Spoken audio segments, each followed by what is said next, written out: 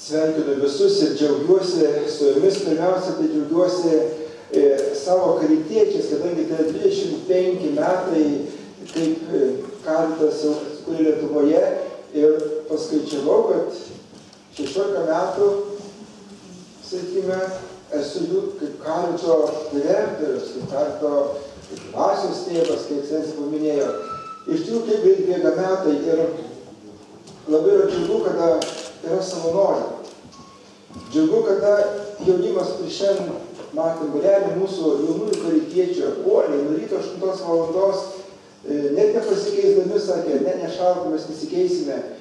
Jie nešė tą ugnelę, tą uždegtą žvakelę su tokia viltimi, kad mes kiekvienas užsidegę širdies ugnį galėtume nešti šilumą, kur iš tikrųjų yra neviltis, kur yra vienatvė, kur netgi nėra prasmės.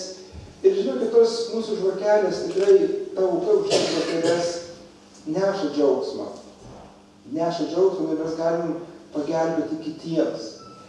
Ačiū Jums, karitiečiai, kad Jūs esate. Esate ir tikrai aukojate ir savo laiką, ir savo šypseną, ir savo buvimą. Ir šiandien žmogui tikrai reikia daugo, bet labiausiai žmogui reikia žmogaus. Žmogus kartais gyvena daugiabutyje, bet jis toks vienišas, toks užmirštas, toks apleistas savo materialių gyvenimų, kad to dvasių. Reikia pasikalbėti, reikia pasiguosti, reikia galų gale išsiverti. Ir tai daro karitiečiai, taip pat panašiai veikla yra Marijos legiono, kurie eina per namus, per batus ir kartu. Ačiū Jums. Tai tikrai šiandieną yra mišių aukoje ir meldėmės už Jus, prašė sveikatos, stiprybės, Dievo palaimos, eikite toliau meilės tiesos keliu. Taip pat šiandien mes kaip ir palydime šeimos metus, bet tai tik simbolika.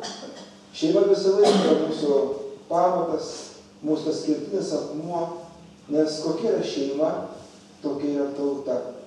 Kokia yra šeimos vertybė, tokia yra tautos vertybė.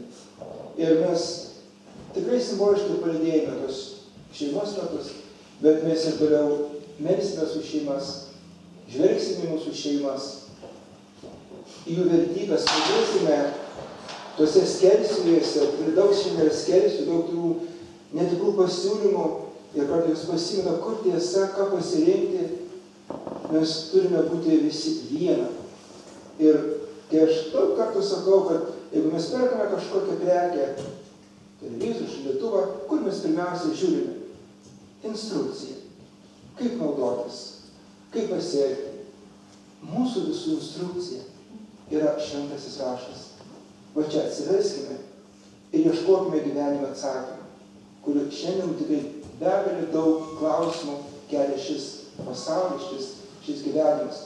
Ir niekur mes nerasime atsakymą, tik Dievo žodį.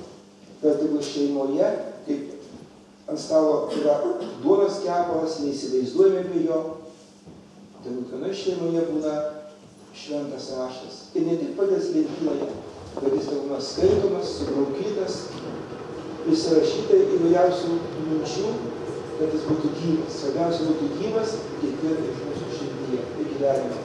Bet visiems reikia stiprybės, Dievo palaimes ir tikrai būti šeimos tvirtas. Mes, bažnyčia, tai esate Jūsų šeima. Nes kokia šeima, tokia bažnyčia. Ir kada aš lankau šeimas kalėdom, labai jaučiu. Kartais būnu šeimoje ir galvoju, ar aš daugiau galiu išeiti savo teigimu, ar ta mano šeima davė man daugiau. Kažkokiu gražų bendrystę, pagarbas kitam, maldos dvasią.